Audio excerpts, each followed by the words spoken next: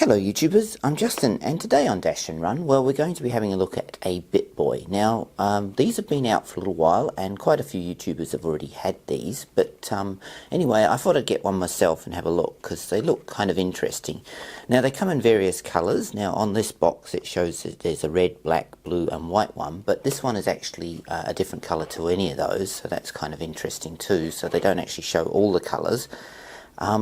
And this unit is supposed to have about 300 games, but unfortunately it doesn't, because they included a little bit of a note inside this one, basically telling us that they've decided to put larger games on, and they've got them listed here. So this will actually only have about 130 games, so it has slightly less than what they actually advertise. Anyway, let's get in the box and have a look, see what we've got, and we'll go from there.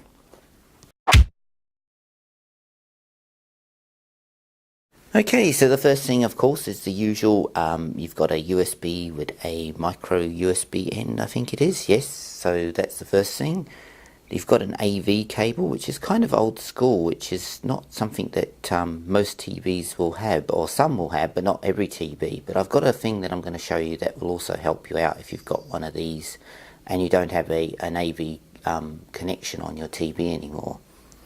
Okay, and finally we've got the Bitt Boy itself, and as you can see it's a different colour to the one I mentioned earlier, where I said on the box it had these 4 colours. Well, you can see that they've actually got some other colours, and I've got the yellow one here.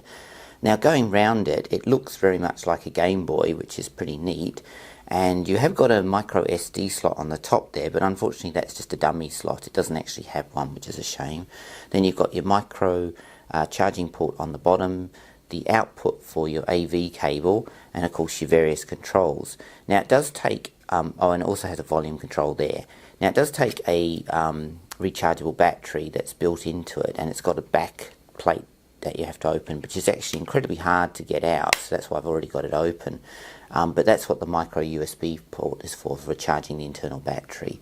Now, as I said at the beginning of this video, it only has about 130 games, so on the box it actually states that it's got about 300 games, and the reason for that is they've decided to put bigger games on it, which is kind of sad but also good, I suppose. Anyway, switching it on, it comes up with a really nice display. The first thing that grabbed me about this was actually the display. It's really nice, and as you can see there's a lot of games.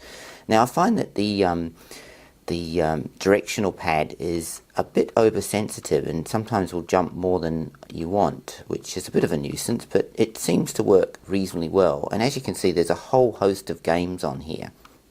So what I want to do next is show you some of the games just very briefly, but before I do that I just want to show you something else.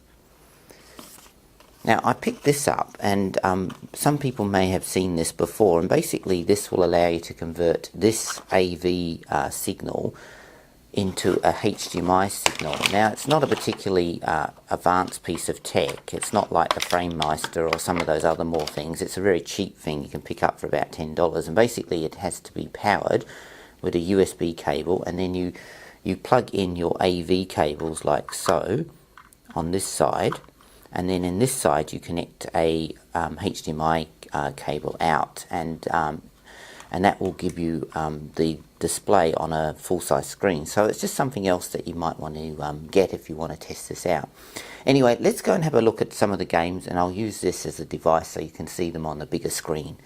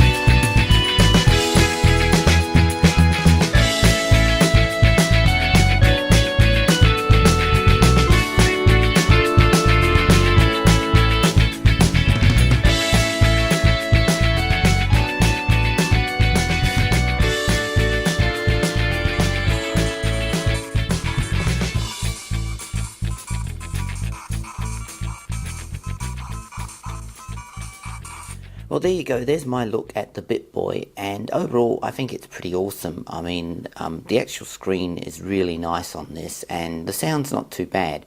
Now, what I was showing you earlier is if you want to connect it to a television using one of those cheap adapters that you can find on eBay. But if you want a more elaborate one, you'd probably want to get something like the FrameMeister or something.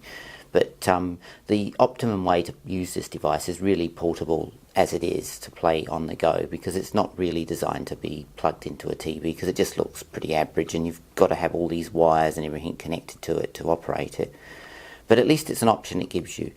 Anyway, overall I think this is pretty awesome and I can definitely recommend it. Anyway, as always, thanks for watching and please subscribe to my channel.